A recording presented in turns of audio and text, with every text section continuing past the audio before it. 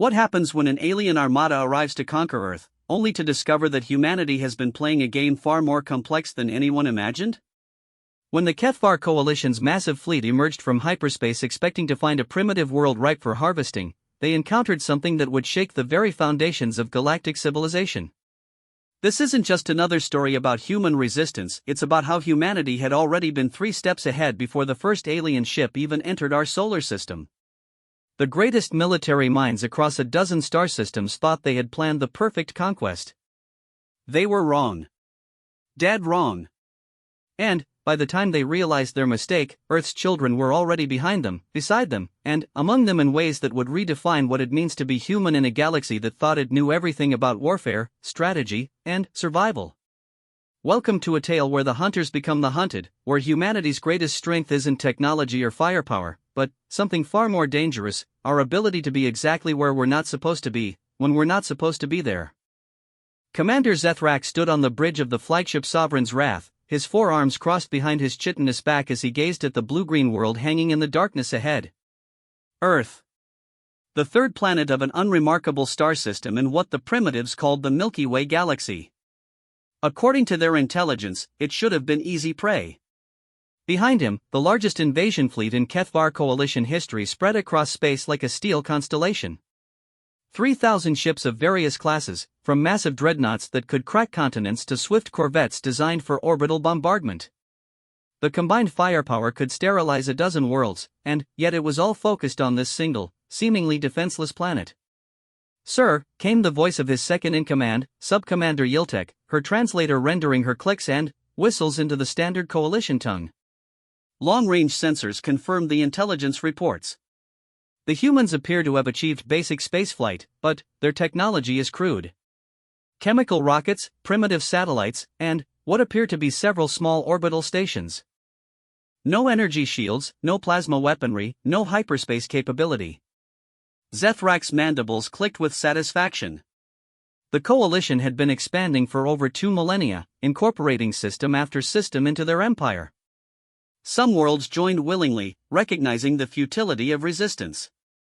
Others fought back with varying degrees of success, but none had lasted more than a few cycles once the full weight of Coalition forces arrived. Earth, however, was different. Not because of any military prowess the humans might possess, but because of what lay beneath its surface.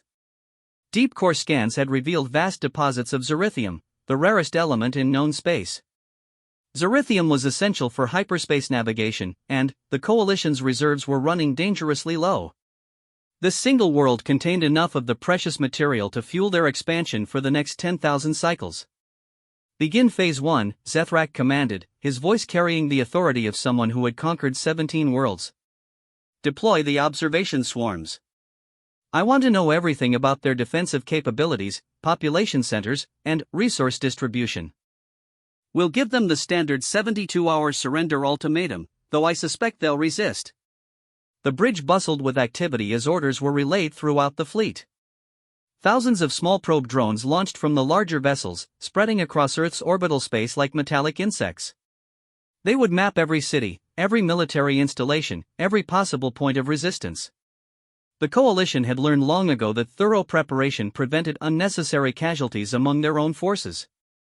What they didn't notice was the subtle shimmer of nearly invisible ships that had been waiting in the asteroid belt for weeks, their hulls coated with adaptive camouflage that bent light around them like water around a stone.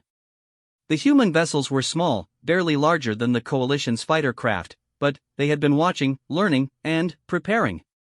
Admiral Sarah Chen floated in the zero-gravity command center of the stealth ship Nightfall, her fingers dancing across holographic displays that showed the disposition of the alien fleet. Her calm expression belied the magnitude of what was about to unfold. At 43, she was young for an admiral, but she had earned her position through a combination of tactical brilliance and an almost supernatural ability to think several moves ahead of her opponents. "Ma'am," reported Lieutenant Commander Jackson from his station, "the alien probe deployment is proceeding exactly as projected. All 37 observation points are tracking their movements. The enemy is following standard fleet doctrine, just like the captured manuals indicated they would." Chen nodded. The captured manuals. That was where the story truly began, though the aliens would never suspect it. 3 years ago, a coalition scout ship had experienced a hyperspace malfunction and crashed on Europa, one of Jupiter's moons. The crew had died on impact, but their data cores had survived. What humanity found in those cores had changed everything. The Kethvar Coalition wasn't just another alien empire. They were methodical, predictable, and arrogant. Their standard conquest protocol was detailed in their own tactical databases, refined over 2,000 years of successful campaigns. They would arrive with overwhelming force, study their target for a few days, demand surrender, and then crush any resistance with calculated brutality. But humanity had read their playbook. More importantly, humanity had spent the last 3 years preparing for this exact scenario. The crash on Europa hadn't been reported to the general population. Instead, it had triggered the most ambitious covert operation in human history. Project Lazarus, named after the biblical figure who rose from the dead, because that's exactly what Earth was about to do. Signal the fleet, Chen ordered. Execute Lazarus 1. Across the solar system, dozens of hidden human ships powered up their engines and began moving toward predetermined positions. Not toward Earth, where the alien fleet would expect them, but toward the outer system, beyond the orbit of Pluto. They had work to do. On Earth itself, people went about their daily lives, unaware that an alien armada hung in space above them. The governments of the world had agreed to maintain absolute secrecy. Panic would serve no purpose, and, besides, if Project Lazarus failed, the civilian population would learn about their visitors soon enough. In underground bunkers and hidden facilities, however, the most extraordinary mobilization in human history was taking place. Men and women who had supposedly died in training accidents over the past 3 years were checking their equipment and receiving final briefings. They were the shepherds, humanity's response to a universe that viewed them as sheep ready for slaughter. Dr. Elena Vasquez stood in the primary command bunker beneath NORAD, studying biological data that would have seemed impossible just a few years earlier. As the head of humanity's xenobiology program, she had spent countless hours analyzing tissue samples from the Europa crash survivors. What she had discovered had horrified and fascinated her in equal measure. The Kethvar weren't just conquerors. They were parasites. Their biology was unlike anything in Earth's fossil record, suggesting they had evolved on a world with multiple competing intelligent species. They had developed the ability to perfectly mimic the appearance, mannerisms, and even memories of other races. It was how they had built their empire. They didn't just conquer worlds, they infiltrated them, replaced key leaders, and turned civilizations against themselves from within. But they had made one crucial mistake in their approach to Earth. They assumed that humans, like every other species they had encountered, could be perfectly duplicated. They were wrong. The modifications are holding stable across all test subjects, Dr. Vasquez reported to the assembled command staff. The genetic markers are undetectable by their scanning technology, but should be sufficient for our purposes. Project Shepherd is ready for deployment. General Harrison Mills, the gruff commander of Earth's United Military Forces, studied the reports with a mixture of admiration and unease. Doctor, I need to ask one more time. Are you absolutely certain these modifications won't affect their humanity? We're talking about permanently altering our own people. The changes are minimal, Vasquez replied. Enhanced bone density, improved oxygen efficiency, modified brain chemistry to resist psionic influence, and specialized glands that can produce targeted pheromones. They'll still be human in every way that matters. They'll just be human in ways the Kethvar have never encountered. The beauty of Project Shepherd lay in its elegant simplicity. The Kethvar expected their enemies to fight from the outside. They expected fleets and armies and desperate last stands. They didn't expect their enemies to be inside their ships, wearing their faces, speaking their language, and knowing their tactics better than they did themselves. Back in orbit, Commander Zethrak reviewed the preliminary reports from his probe swarms. Earth's population was approximately 8 billion individuals scattered across 7 continents. Their military technology was centuries behind coalition standards. Nuclear weapons, crude missiles, and projectile firearms. They had achieved basic spaceflight but maintained only a few small orbital installations. Sir, Yiltech reported, we're detecting some unusual readings from the outer system. Long-range sensors are picking up what might be debris fields or asteroid formations, but the patterns seem artificial. Zethrak's attention focused on the tactical display. Beyond the orbit of the outermost planet, dozens of small objects were moving in formation. They were too far away for detailed scans, but their behavior suggested intelligence behind their movement. Probably crude defense platforms, he dismissed. The humans may have detected our approach and are attempting to establish a perimeter. It's admirable, in a primitive sort of way. Order the forward scouts to investigate, but don't commit major assets. We'll deal with whatever token resistance they can muster when we begin the final assault. He turned back to the main display, where Earth continued its slow rotation, beautiful and vulnerable. In 72 hours, he would give the humans their ultimatum: surrender or face annihilation. It was the same choice he had offered to 17 other worlds. 16 had chosen to fight. All 16 had fallen within days. Earth would be no different. Or so he thought. 3 hours later, the first indication that something was wrong came from the Outer System Scouts. The lead corvette Swift Strike had moved to investigate the mysterious objects beyond Pluto's orbit when it encountered something that shouldn't have existed. Another Kethvar ship, identical to their own, broadcasting proper coalition identification codes. "This is Captain Mirthek of the deep reconnaissance vessel Shadow Seeker," came the transmission. "We've been conducting long-range surveillance of this system for the past several cycles. The humans are more dangerous than initial reports indicated." Zethrak's confusion was evident in the way his mandibles twitched. Shadow Seeker wasn't part of his fleet. In fact, according to Coalition records, that vessel had been destroyed in a pirate raid 6 months ago. Yet here it was, crewed by Kethvar officers he recognized from previous campaigns. "Captain Mirthek, explain your presence in this system," he demanded. "Your ship was reported lost with all hands." "Negative, sir. We were dispatched on a classified mission to assess human capabilities. What we found requires immediate tactical revision of the invasion plan. The humans have been aware of our approach for some time. They have ships in deep space that our sensors cannot detect, and their technology is far more advanced than preliminary surveys indicated." The transmission continued with detailed tactical data that seemed to confirm humanity's hidden capabilities.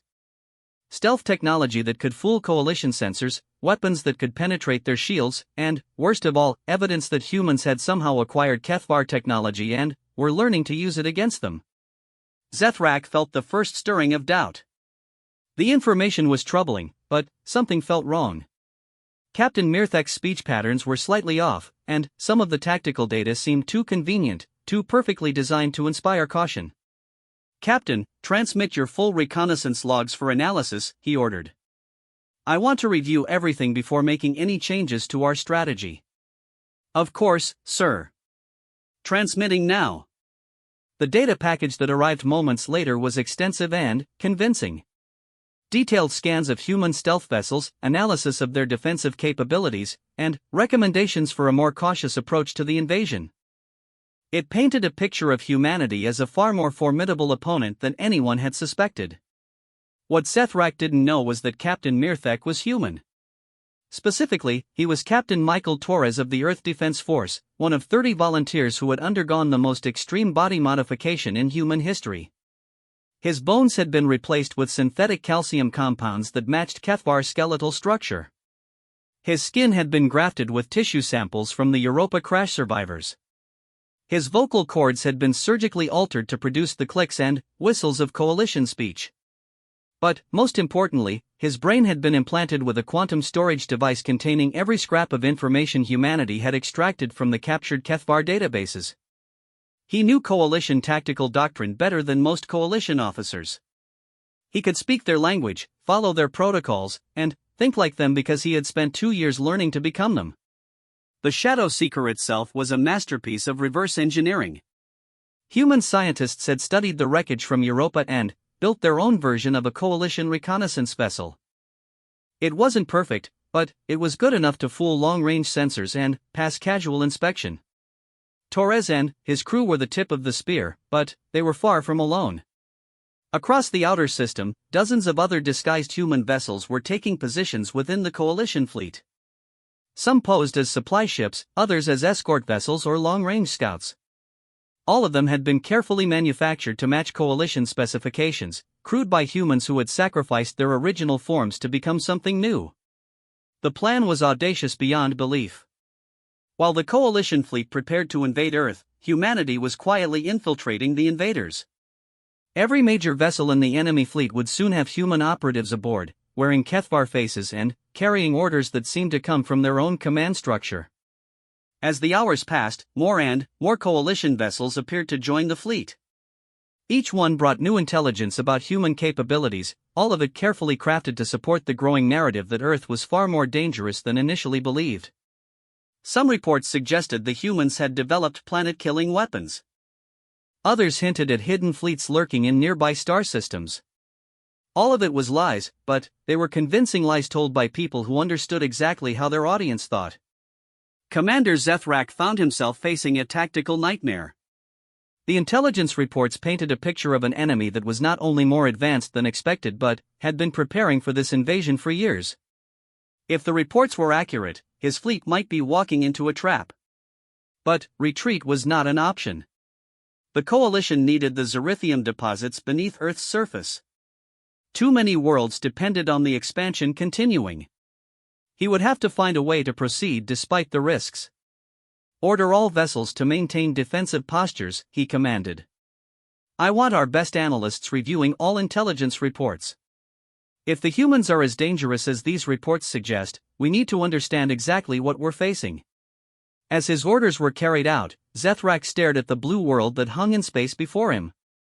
Earth looked so peaceful, so vulnerable. But appearances could be deceiving. In his long career, he had learned that the most dangerous enemies were often the ones who appeared weakest. He was about to learn just how dangerous humans could be when they decided to stop appearing weak and start being themselves.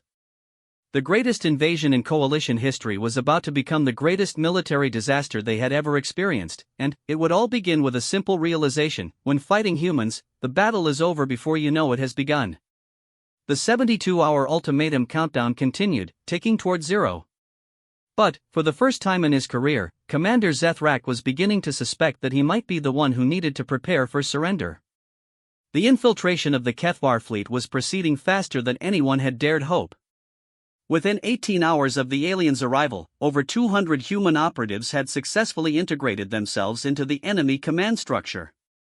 They came aboard as replacement crew members, technical specialists, and intelligence officers from various coalition ships that had supposedly been conducting long-range reconnaissance. Lieutenant Sarah Kim, formerly a fighter pilot with the Korean Air Force, now walked the corridors of the massive dreadnought Eternal Dominion wearing the chitinous exoskeleton and four-armed form of a Kethvar engineering specialist. The biological modifications she had undergone were so extensive that she barely recognized herself in reflective surfaces, but the sacrifice had been worth it. She now had access to the ship's primary weapon systems.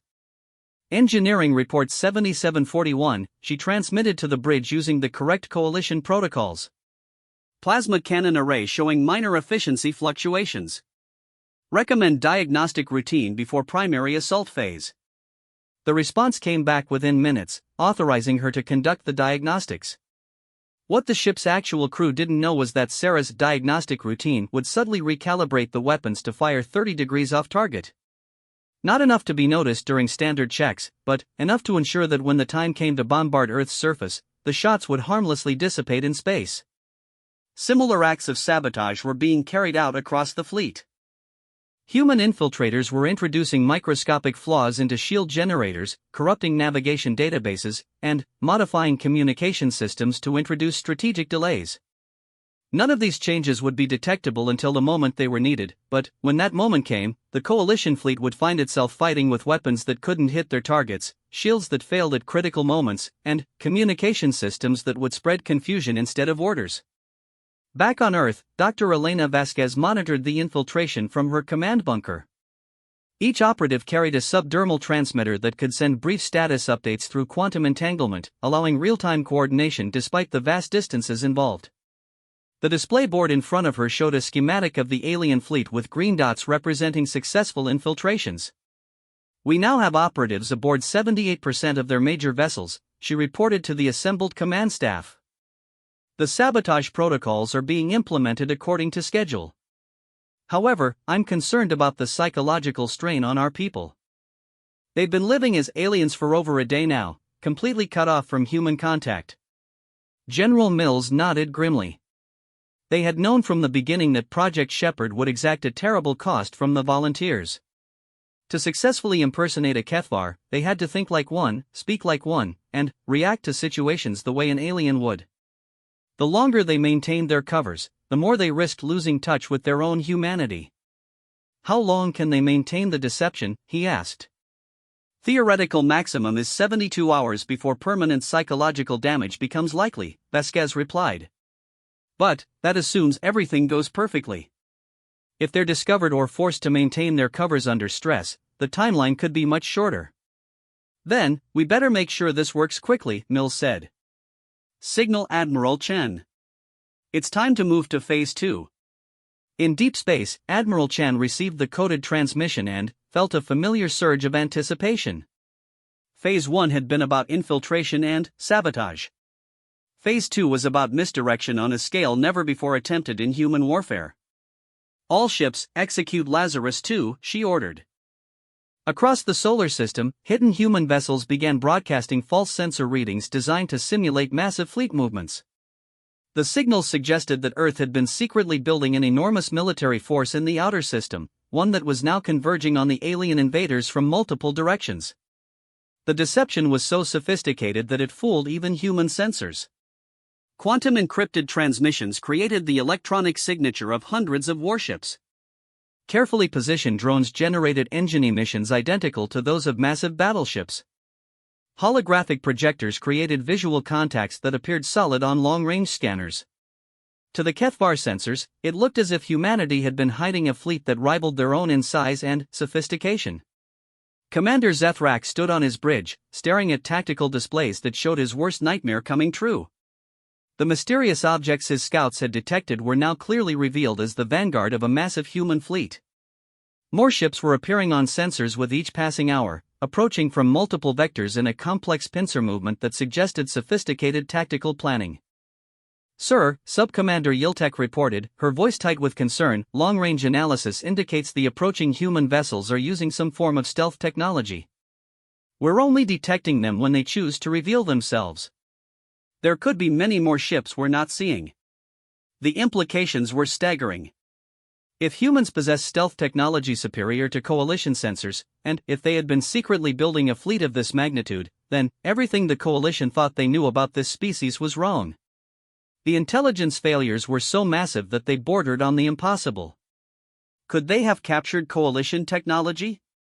Zethrak asked, though he dreaded the answer. It's possible, sir. Some of the energy signatures match our own propulsion systems. If they somehow acquired our database on ship construction. Zethrak's mandibles clicked with agitation. The thought of primitive humans reverse engineering coalition technology was disturbing enough, but the idea that they might have gained access to classified military databases suggested a level of infiltration that threatened the entire empire. Order all ships to maintain defensive formations, he commanded. I want our finest analysts studying those approaching vessels. If the humans have coalition technology, I need to know how they got it and what capabilities they might possess. What he didn't know was that several of his finest analysts were actually human operatives who were now feeding him carefully crafted intelligence designed to support the deception. The reports that came back painted a picture of human vessels using advanced coalition propulsion systems, sophisticated weapons arrays, and defensive shields that appeared to be based on stolen technology. Captain Michael Torres, still maintaining his role as Captain Mirthek of the reconnaissance vessel Shadow Seeker, transmitted additional intelligence that added another layer to the deception. Commander, my deep analysis of the approaching human fleet indicates they possess weapons technology equivalent to our own, he reported. However, I'm detecting unusual energy signatures that don't match any known coalition systems. It's possible they've made significant improvements to our designs. The report included detailed technical specifications that suggested human weapons were not just equal to coalition technology, but potentially superior in some respects. All of it was fabricated, but it was based on such a thorough understanding of Kethvar engineering principles that it appeared completely authentic. Zethrak found himself facing a tactical situation unlike any in his experience. The approaching human fleet appeared to number in the hundreds, possibly thousands. Their technology seemed to be at least equal to coalition standards, and they were demonstrating tactical sophistication that suggested extensive military planning. Most disturbing of all, they had managed to conceal their capabilities until the very moment of engagement. The 72-hour ultimatum deadline was now less than a day away, but the tactical situation had changed so dramatically that proceeding with the original plan seemed like suicide. He needed time to assess the situation and develop new strategies for dealing with an enemy that was far more capable than anyone had suspected. "Signal the human leadership," he ordered. "Inform them that we are extending the surrender deadline by an additional 72 hours to allow for diplomatic consultations." The delay was exactly what Admiral Chen had been hoping for. Every additional hour gave the human infiltrators more time to complete their sabotage and gave Earth's defenders more opportunities to refine their deceptions. More importantly, it allowed them to proceed to Phase 3 of Operation Lazarus. As the false human fleet continued its apparent approach, real human vessels began moving into their final positions. These were not the massive warships that Kethvar sensors were detecting, but small, fast attack craft designed for precision strikes against specific targets. They carried no conventional weapons, but instead were equipped with devices that would turn the aliens' own technology against them. The key to Phase 3 lay in a discovery made during the analysis of the Europa wreckage. Kethvar ships were controlled by a sophisticated artificial intelligence network that linked all vessels in a fleet. The system was designed to coordinate tactical movements and share information instantaneously, but it had one crucial vulnerability: it assumed that all ships broadcasting coalition identification codes were friendly. Dr. James Patterson, humanity's leading expert in alien computer systems, had spent 2 years developing a virus specifically designed to exploit this weakness. The virus was elegant in its simplicity. It would spread through the AI network, copying itself to every connected ship while remaining completely dormant. Then, when activated by a specific signal, it would simultaneously disable critical systems across the entire fleet. The challenge was getting the virus into the network without detection. That's where the infiltrators proved invaluable. Every human operative who had successfully integrated themselves into the alien fleet carried a data packet containing the virus. They had spent the last day finding excuses to access ships' computers, each one introducing the malicious code into different parts of the network. Lieutenant Sarah Kim, still maintaining her role as an engineering specialist aboard the Eternal Dominion, connected her portable diagnostic device to a maintenance console and uploaded the final component of the virus package. The code immediately began spreading through the ship's systems, copying itself to backup servers and communication arrays. "Diagnostic complete," she reported to the bridge. "All weapons systems showing optimal efficiency levels." It was technically true. The weapons were working perfectly. They would continue to work perfectly right up until the moment the virus activated and convinced them that their actual targets were somewhere else entirely. Across the fleet, similar uploads were taking place. The virus spread from ship to ship through routine data exchanges, embedded in routine maintenance reports, and hidden within standard communication protocols. By the time Phase 3 was complete, every major vessel in the Kethvar fleet was infected. The beauty of the plan was that it required no massive battles or desperate heroics. Humanity was defeating the invaders using the aliens' own assumptions against them. They expected their enemies to be primitive and direct. They expected to fight fleets and armies. They never expected their enemies to be already inside their ships, wearing their faces, and turning their own technology into a trap. Commander Zethrak remained unaware of the infiltration, but he was growing increasingly concerned about the tactical situation. The approaching human fleet showed no signs of slowing or attempting to communicate. Long-range analysis suggested they were maintaining radio silence and approaching in attack formations. If they were as advanced as intelligence reports indicated, his fleet might be facing the most dangerous opponent in coalition history. "Sir," Yiltek reported, "I'm receiving disturbing reports from across the fleet. Several ships are reporting minor technical glitches and system anomalies. Nothing serious, but the pattern is concerning." "What kind of glitches?" "Primarily computer system irregularities. Delayed response times, minor calculation errors, occasional communication static." Individual incidents are minor, but they're occurring throughout the fleet. Zethrak's unease deepened. Technical problems across multiple ships suggested either a systematic failure in their technology or some form of external interference. Given that they were facing an enemy with apparently sophisticated capabilities, the latter seemed increasingly likely. "Order all ships to run complete diagnostic scans," he commanded. "I want every system checked and rechecked. If the humans have some form of electronic warfare capability, I need to know about it immediately." The diagnostic scans found nothing, of course. The virus was designed to be completely undetectable until the moment of activation. It existed in the spaces between normal programming, hidden in the quantum fluctuations of the ship's computer cores. No conventional scan could detect it, and, by the time anyone realized it was there, it would be too late.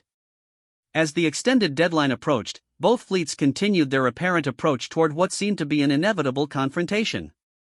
The Kethvar prepared for battle against an enemy they believed to be technologically sophisticated and tactically cunning.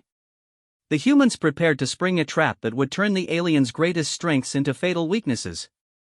But, beneath the surface of military preparations, something even more significant was taking place. The human infiltrators were beginning to learn things about their enemies that no one had expected. The Kethvar, despite their advanced technology and imperial ambitions, were not the monolithic evil force that humanity had imagined. They were individuals with their own fears, hopes, and doubts. Lieutenant Kim, working alongside Kethvar engineers to prepare their ship for battle, found herself struck by their dedication to protecting their fellow crew members. They spoke of families back home, of children they hoped to see again, of dreams and ambitions that had nothing to do with conquest or domination. The revelation was profoundly disturbing. It was easier to fight faceless monsters than it was to fight people who were not so different from themselves. But the mission remained unchanged. Earth's survival depended on the success of Operation Lazarus, regardless of the cost to individual aliens who happened to be in the way. The countdown to confrontation continued, and both sides prepared for a battle that would reshape their understanding of what warfare could become. The Kethvar expected to fight humans. Instead, they were about to discover that they were fighting themselves. The moment of truth arrived with the subtle beauty of a sunrise that nobody saw coming. Admiral Chen floated in the command center of the Nightfall, watching as the final pieces of Operation Lazarus moved into position. Around her, the bridge crew worked with quiet efficiency, their movements precise and economical. They knew they were about to make history, but none of them spoke of it. There would be time for celebration later if they survived. "All infiltration teams report ready status," Lieutenant Commander Jackson announced. "Virus deployment is complete across 94% of enemy vessels. Sabotage protocols are armed and ready for activation." Chen nodded, her eyes fixed on the tactical display that showed both the real disposition of forces and the elaborate deception they had created. The Kethvar fleet hung in space like a collection of deadly jewels, beautiful and terrible in their destructive potential. They had no idea that their own ships had become weapons pointed at themselves. "Signal all units," she ordered. "Execute Lazarus 4. Across the solar system, the most audacious phase of the operation began. The false human fleet, which had been approaching the Kethvar position for days, suddenly accelerated to attack speed. Thousands of holographic projections and electronic phantoms charged toward the alien fleet in a coordinated assault that existed only in their sensors but looked utterly real to anyone watching. Commander Zethrak saw the approaching wave of human vessels and felt his blood turn cold in his veins. The enemy fleet was larger than his worst estimates had suggested, and they were moving with the precision of a military force that had trained for this exact scenario. Their attack pattern was sophisticated, designed to divide his fleet and prevent coordinated defensive actions. "All ships, battle stations," he commanded, his voice carrying across the fleet communication channels. "Prepare for engagement. Target the largest enemy vessels first and maintain defensive formations." What happened next would have been impossible without the weeks of careful preparation that had gone into Operation Lazarus. As the Kethvar weapons systems powered up and acquired targets, the sabotage protocols that had been so carefully implanted began to activate. Targeting computers that should have locked onto approaching enemy ships instead began tracking empty space. Weapons that should have fired in coordinated barrages instead discharged at random intervals, their shots scattered across the void. But the masterstroke was the virus. At the moment when the fleet's AI systems were under maximum stress, trying to coordinate the defensive response of 3,000 ships, the dormant code finally activated. The virus didn't destroy the computer systems or cause dramatic failures. Instead, it did something far more insidious. It began feeding false information to the fleet commanders. Suddenly, friendly ships appeared to be enemy vessels. Actual targets disappeared from sensors entirely. Communication systems began routing orders to the wrong ships, creating chaos as vessels received contradictory commands from multiple sources. The precisely coordinated Kethvar fleet began to tear itself apart from within. Zethrak watched in horror as his tactical display dissolved into chaos. Ships were firing on each other, convinced they were engaging human attackers. Entire squadrons were maneuvering out of position, responding to orders that had never been given. The approaching human fleet seemed to multiply before his eyes, appearing on sensors in numbers that defied rational explanation. "What is happening?" he demanded of his bridge crew, but they were as confused as he was. The ship's AI was providing contradictory information faster than anyone could process it. "Sir," Yiltek reported, her voice strained with disbelief, "sensors are showing human ships materializing inside our formation. They appear to be using some form of teleportation technology. I'm reading energy signatures that match our own vessels, but the computer identifies them as hostile contacts."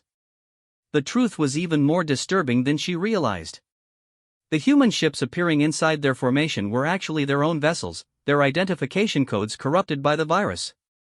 The Kethvar fleet was literally shooting at itself while phantom enemies danced across their sensors like ghosts made of mathematics and light.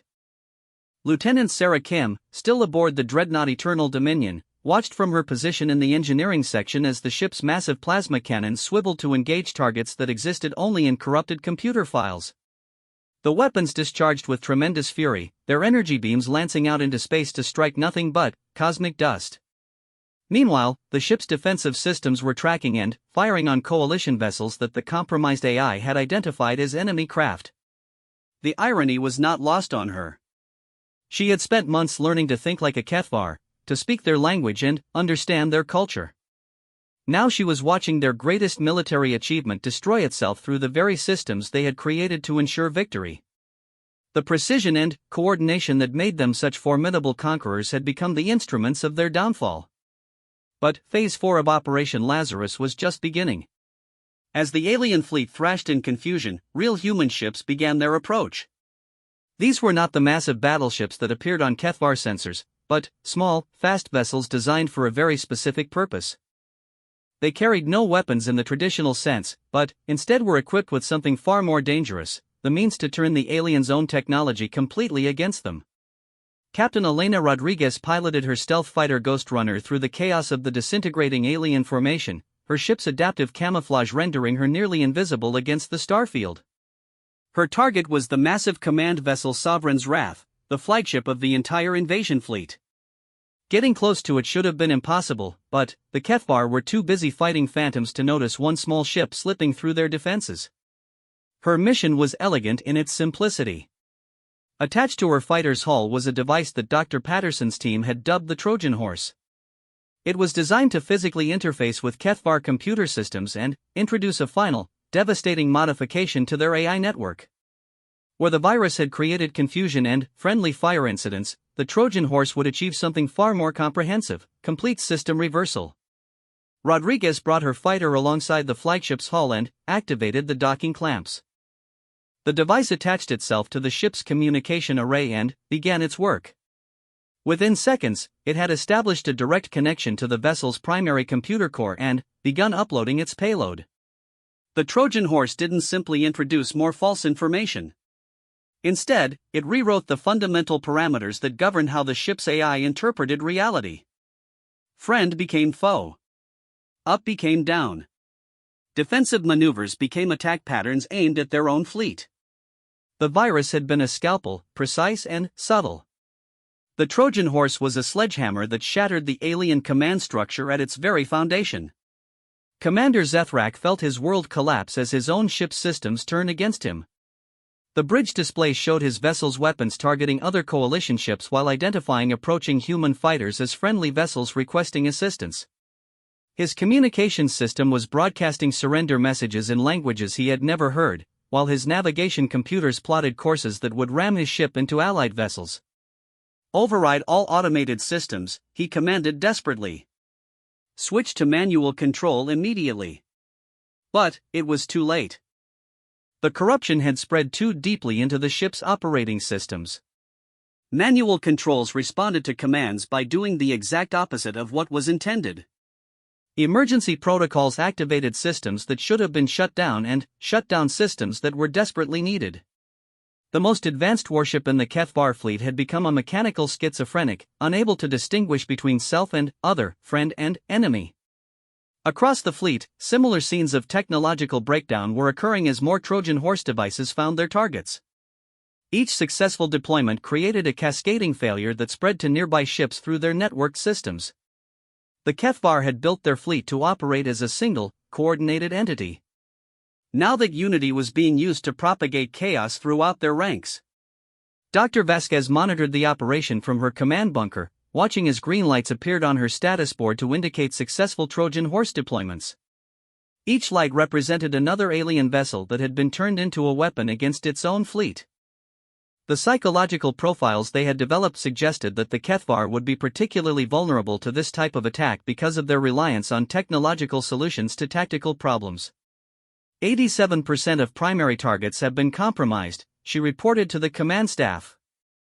The enemy fleet is effectively neutralized as a coherent fighting force. However, individual vessels may still pose a threat if they manage to isolate their systems. General Mills nodded grimly. They had always known that some alien ships might escape the trap, and those vessels would be the most dangerous because they would be crewed by survivors who understood that humanity was far more dangerous than anyone had imagined. "Signal Admiral Chen," he ordered. "It's time for Phase 5. The final phase of Operation Lazarus was the most straightforward and, in many ways, the most difficult.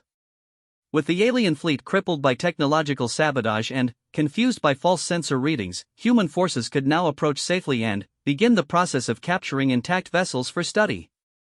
More importantly, they needed to rescue their own people who were still trapped aboard enemy ships, maintaining their alien disguises while their targets destroyed themselves. Admiral Chen's voice carried across the tactical network as she gave the order that would end the greatest invasion in galactic history. "All units, commence recovery operations. Bring our people home." Lieutenant Kim felt a surge of relief as she received the coded signal that meant Operation Lazarus had succeeded. Around her, Kethvar crew members were struggling desperately to regain control of their ship's systems, but she knew it was hopeless. The technological trap they had walked into was too comprehensive, too carefully planned. The Eternal Dominion was no longer a warship but a massive, drifting monument to the dangers of underestimating an enemy. She began moving through the ship's corridors, heading for the designated extraction point where a human recovery team would pick her up. As she walked past alien crew members who were frantically trying to restore their ship's functions, she felt a complex mixture of triumph and sadness. These beings had come to conquer her world, but they were also individuals with their own lives and dreams. Now those lives were forfeit because they had chosen to threaten humanity's survival. The extraction went smoothly. Human recovery teams, wearing full environmental suits to avoid detection, moved through the crippled alien vessels like ghosts. They found their operatives at predetermined locations and spirited them away to safety, leaving behind disabled ships and confused aliens who would never understand exactly what had happened to them. But the true genius of Operation Lazarus became apparent in the aftermath. As news of the fleet's destruction spread through Kethvar space, the story that emerged was not one of human technological superiority or military might. Instead, it was a tale of a species so cunning, so deceptive, that they could infiltrate an enemy fleet without being detected and turn that fleet's greatest strengths into fatal weaknesses. The psychological impact on the coalition was devastating. If humans could do this to their most powerful invasion fleet, what other surprises might they have prepared? How could any Kethvar commander be certain that his own crew members were actually who they appeared to be? The paranoia that followed would cripple coalition military operations for generations. Commander Zethrak, floating in the wreckage of what had once been the finest fleet in coalition history, slowly began to understand the magnitude of what had happened.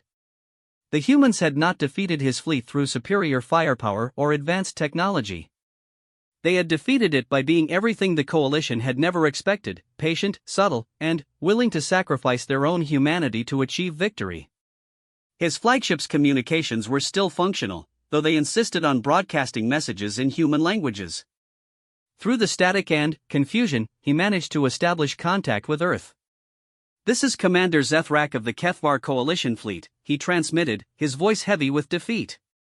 I request terms for surrender." The response came from Admiral Chen, broadcast on frequencies that reached every surviving vessel in the alien fleet. Her words would become the foundation of a new relationship between humanity and the galaxy at large. "This is Admiral Sarah Chen of the Earth Defense Force.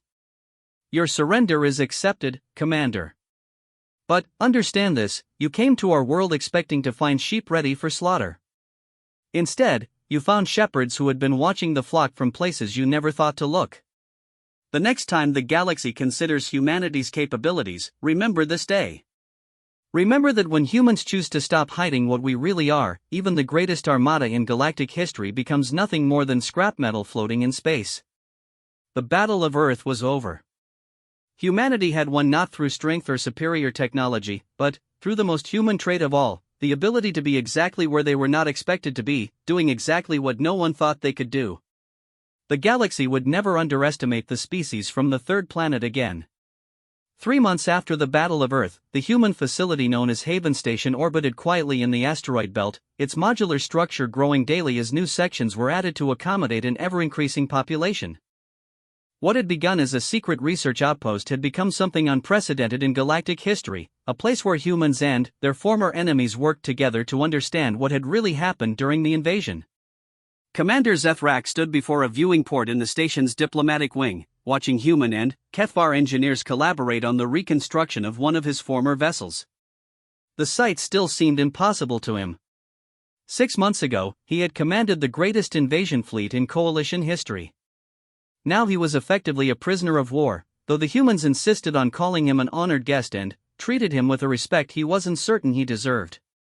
The door to his quarters opened with a soft hiss, and Admiral Chen entered carrying 2 steaming cups of what humans called coffee.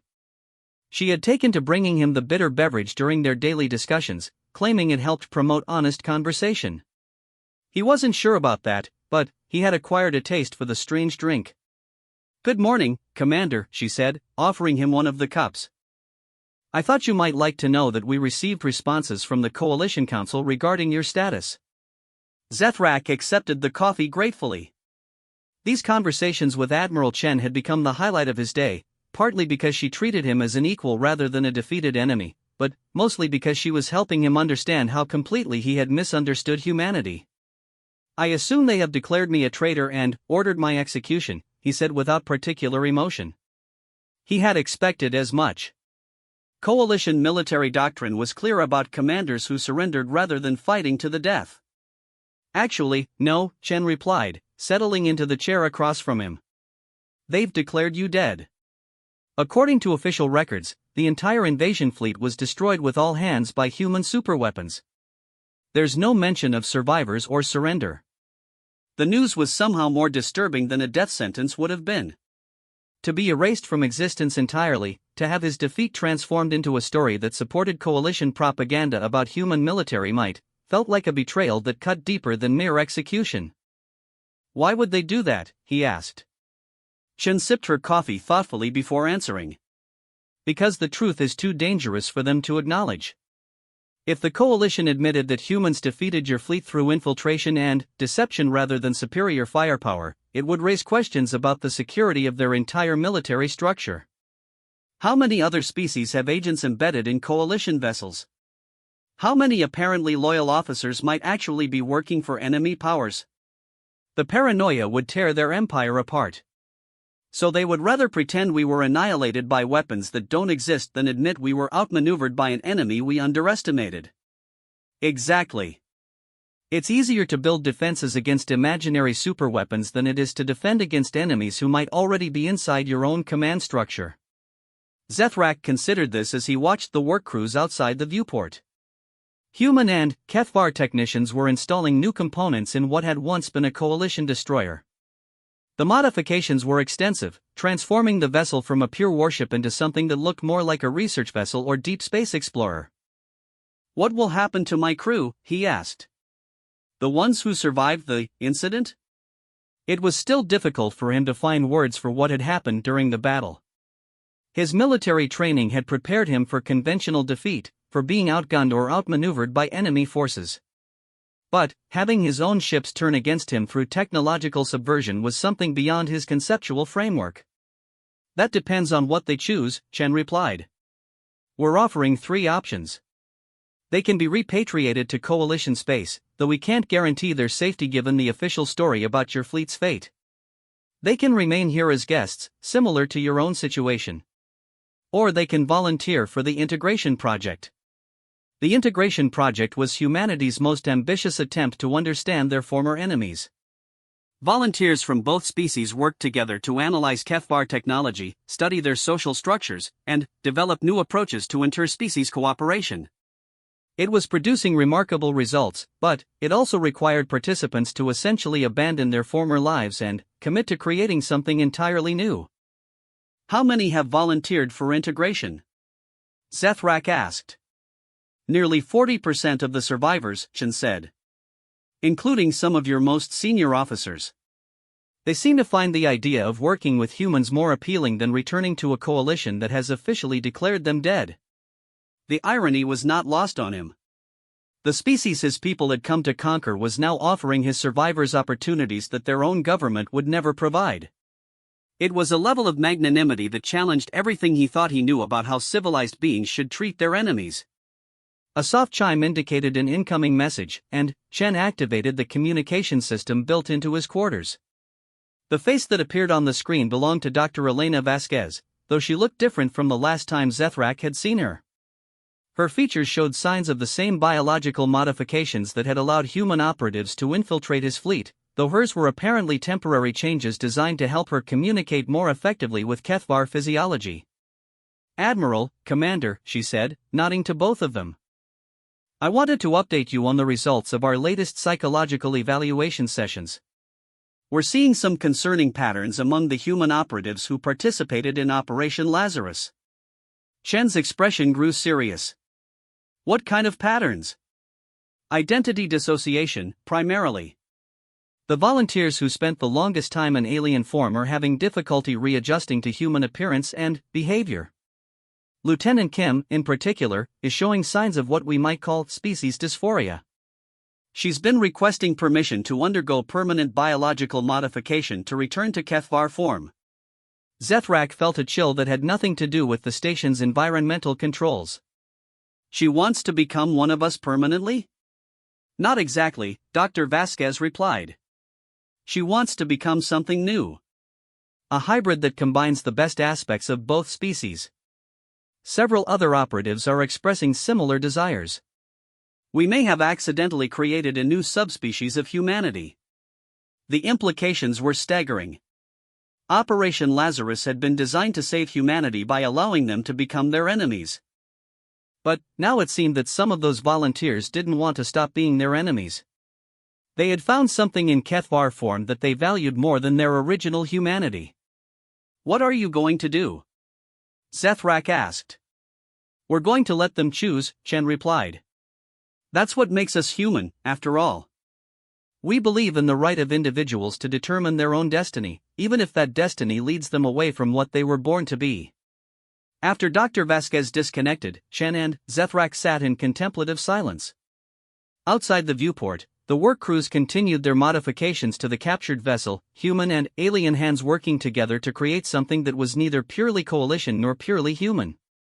"I need to ask you something," Zethrak said finally. "And I want you to give me an honest answer." "Of course. Did you plan this? Not just the military operation, but everything that's happened since? The psychological effects on your operatives, the integration project, even these daily conversations we have?" Chen was quiet for a long moment before answering. "No, we didn't plan this specifically. But we did anticipate that defeating your fleet might only be the beginning of something larger. When you choose to become your enemy in order to defeat them, you run the risk of discovering that your enemy isn't really so different from yourself. And, when that happens? Then, you have to decide whether the differences that separate you are worth fighting over, or whether they're small enough to be overcome through cooperation. Zethrak thought about his crew members who had volunteered for the integration project, about Lieutenant Kim's request to permanently alter her biology, about the hybrid vessel taking shape outside his window. The invasion of Earth had failed completely, but something unexpected was rising from its ashes. What do you call it when two species blend together to create something new? He asked. Evolution, Chen replied. And it's the most human thing of all. Later that day, Zethrak made his way to the integration project's primary laboratory, where human and Kethvar scientists were working on what they called the Unity interface. The device was designed to allow direct mental communication between the two species, bypassing the limitations of language and cultural misunderstanding. Dr. Sarah Kim was there, though it took Zethrak a moment to recognize her. She had undergone partial biological modification that left her looking neither fully human nor fully Kethvar, but something entirely new. Her hybrid features were strangely beautiful, combining the best aspects of both species in ways that seemed almost artistic. Commander, she said, her voice carrying the musical tones that marked advanced Kethvar communication. I was hoping I might speak with you. Of course, Doctor. She led him to a quiet corner of the laboratory where they could talk without being overheard. I wanted to ask you about something that's been troubling me. During my time aboard your ship, I learned about Kethvar culture and society. But I also learned about the individuals who made up your crew. They were people with hopes and dreams and fears, just like humans. How do you reconcile that with the fact that your species has conquered and enslaved dozens of other worlds? It was a question that Zethrak had been wrestling with since his capture. I suppose we told ourselves that it was necessary for the greater good. That bringing other species into the coalition would ultimately benefit them, even if they couldn't see it initially. But, you knew that wasn't really true, didn't you? He sighed, a sound that translated poorly across species lines but conveyed the same sense of weariness in any language. Yes. We knew. But, it was easier to maintain the fiction than to confront what we were really doing. That's what troubles me most, Kim said. Because I can see how easy it would be for humans to make the same choices. We defeated your invasion through deception and infiltration.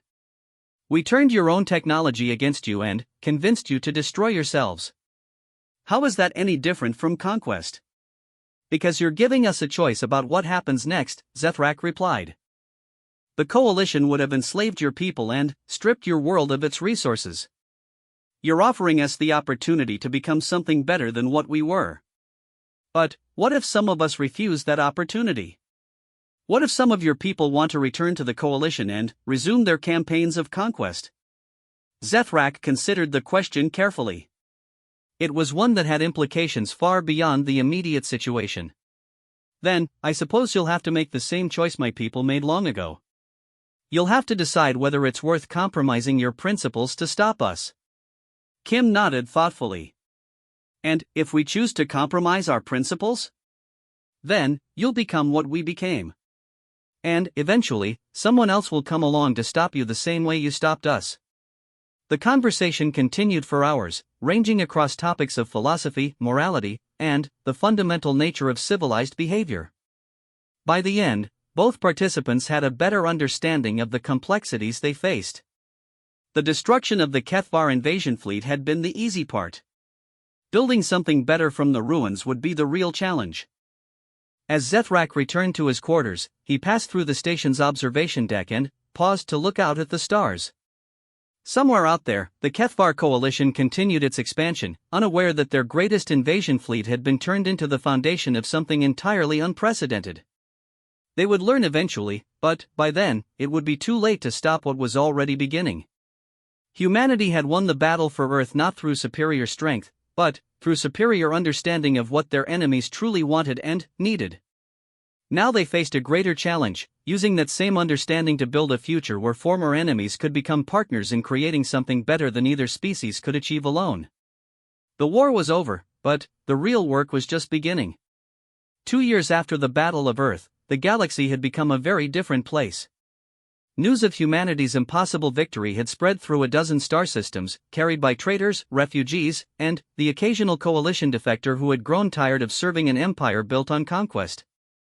The story grew with each telling, but the essential truth remained the same: a species that should have been easy prey had instead turned the hunters into the hunted, using nothing more than patience, cunning, and an intimate understanding of their enemies' weaknesses. Admiral Sarah Chen stood on the observation deck of the New Horizon, humanity's first purpose-built diplomatic vessel, watching as the ship approached the neutral world of Kepler Station. The space station was an ancient construct, older than any of the current galactic powers, and it served as a meeting place for species who wanted to conduct business without the interference of major governments. Today, it would host the most important diplomatic gathering in galactic history. Behind her, the ship's diplomatic team made final preparations for what they were calling the Unity Conference.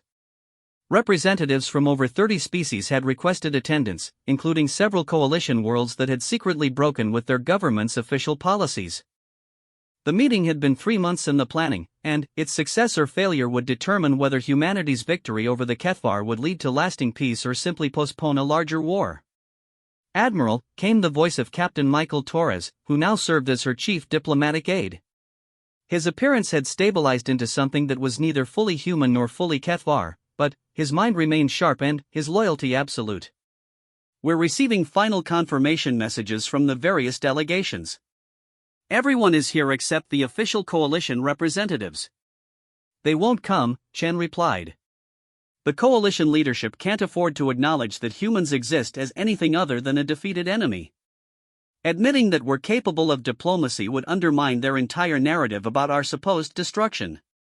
Then, why are we bothering with this conference?" Chen turned from the viewport and smiled. "Because the coalition leadership isn't really what matters anymore.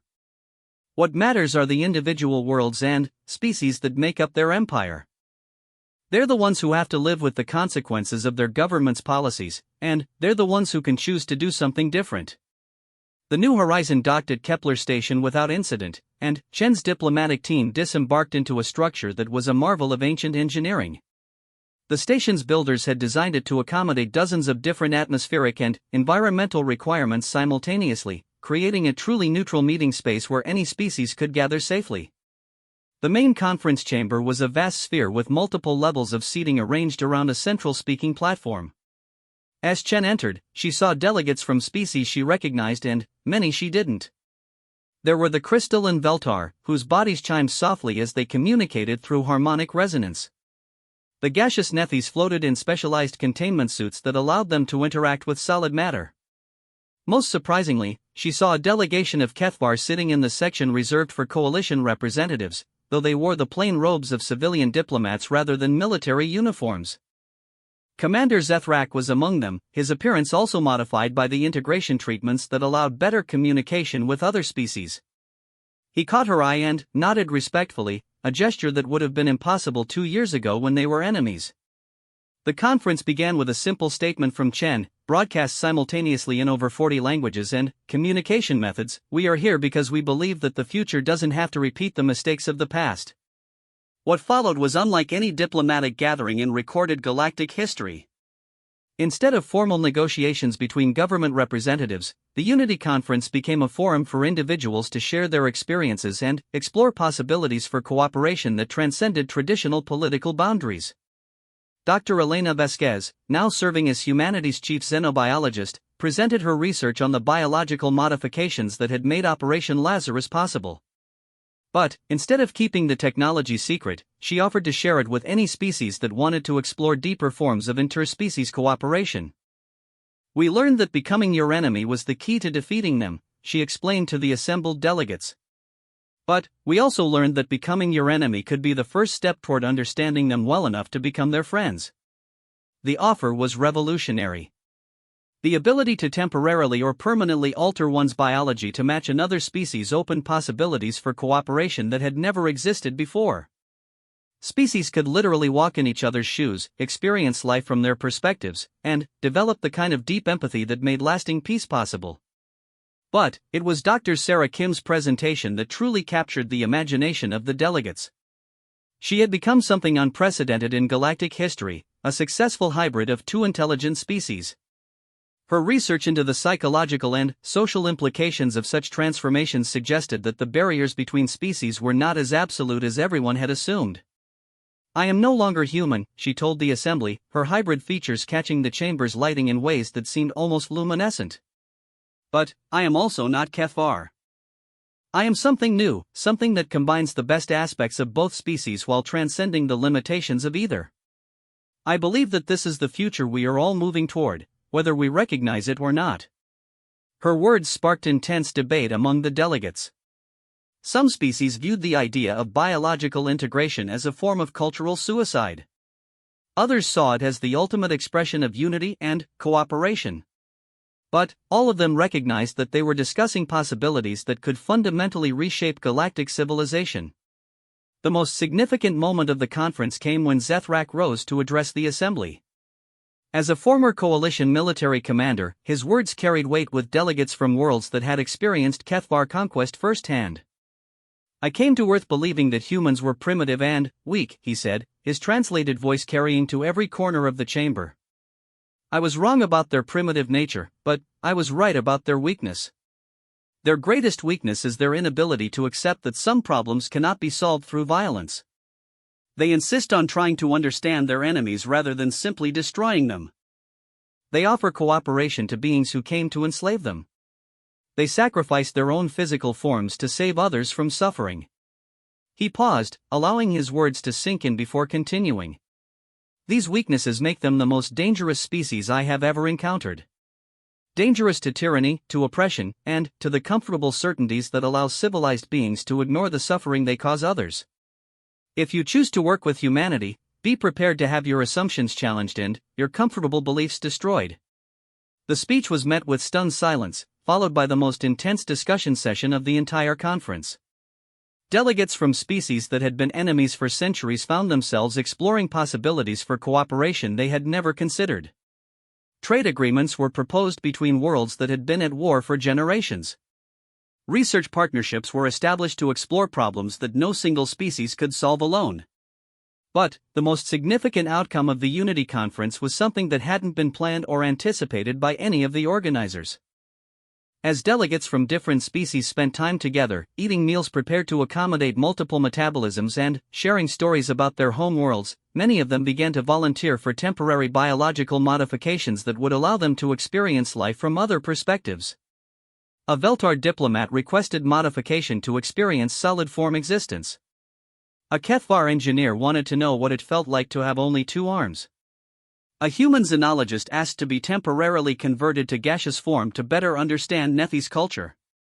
By the end of the conference, over 100 individuals from a dozen species had participated in some form of biological exchange program. The implications were staggering. For the first time in galactic history, beings from different species were literally becoming each other, sharing experiences at a level of intimacy that transcended any form of communication previously known. The barriers that had separated civilizations for millennia were beginning to dissolve, replaced by connections that made traditional concepts of us and them increasingly meaningless. But the most important outcome of the conference wasn't any specific agreement or treaty. It was the recognition that the model humanity had used to defeat the Kethvar invasion could be applied to other challenges facing galactic civilization. Instead of viewing other species as competitors or enemies to be defeated, they could be seen as resources for solving problems that required diverse perspectives and capabilities. The Unity Conference concluded with the signing of the Kepler Accords, a document that established the framework for what participants called the Cooperative Commonwealth. Unlike traditional alliances or trade agreements, the Commonwealth was based on the principle of voluntary integration. Species could maintain their independence and cultural identity while participating in collaborative projects that benefited everyone involved. As Chen prepared to return to Earth aboard the New Horizon, she reflected on how far humanity had come since the dark days when alien ships had surrounded their world. They had been forced to become their enemies to defeat them, but, in doing so, they had discovered something more valuable than military victory: the knowledge that enemies could become friends when given the opportunity to truly understand each other. The ship's communications officer approached her with a priority message from Earth's governing council. She read it quickly, then smiled and called for Captain Torres. "Michael, how would you feel about another long-term assignment involving biological modification?" Torres raised an eyebrow, his hybrid features making the expression look both familiar and alien. That depends on the assignment, Admiral. The Commonwealth's first joint exploration mission. A mixed crew of volunteers from a dozen species, all modified to share compatible biology and psychology. They want to explore the galaxy beyond the current borders of known space, looking for other civilizations that might benefit from our approach to cooperation. And they want humans to lead this mission? They want the species that figured out how to turn their greatest enemy into their closest allies to help them do the same thing with whoever they might find out there. Torres considered this for a moment, then nodded. When do we leave? As soon as we can assemble a crew brave enough to become something they've never been before. The New Horizon departed Kepler Station carrying more than just human diplomats returning home. It carried representatives from 6 different species, all of whom had volunteered to participate in humanity's newest project, the creation of a truly integrated crew that could serve as ambassadors to whatever unknown civilizations they might encounter in the unexplored regions of space. Behind them, the Unity Conference had planted seeds that would grow into the most significant transformation in galactic history. Species that had been enemies for millennia were learning to become each other, literally and figuratively. The Kethvar Coalition still existed, but its member worlds were increasingly choosing cooperation over conquest, integration over domination. The alien armada that had surrounded Earth 2 years ago had indeed found humans lurking behind them. But those humans hadn't been hidden in the shadows, waiting to strike. They had been hidden in plain sight, wearing alien faces and speaking alien languages, ready to show their enemies that the greatest victory was not the destruction of one's opponents, but their transformation into allies. The galaxy would never be the same. And, for the first time in recorded history, that seemed like a good thing. As the New Horizon entered hyperspace for the journey home, Admiral Chen looked out at the stars and wondered what other challenges awaited humanity among those distant suns.